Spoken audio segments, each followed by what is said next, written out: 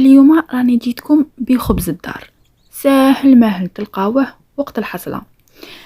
هاد الخبز تقدروا ديروه فارينة وحدها كما تقدروا ديروه بسميد وفارينة.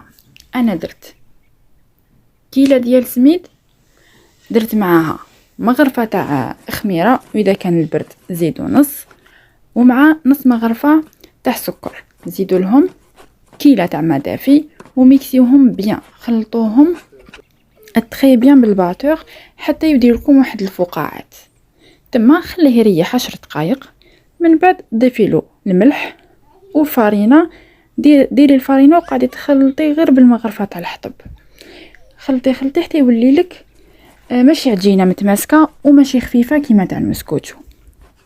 من بعد فرغيه في السنيوه اللي راكي حابه وديكوريه من الفوق باش حبيتي. الزرع اللي عندك ديري له، السانوج، الجلجلان، واش كان عندك ديري من الفوق.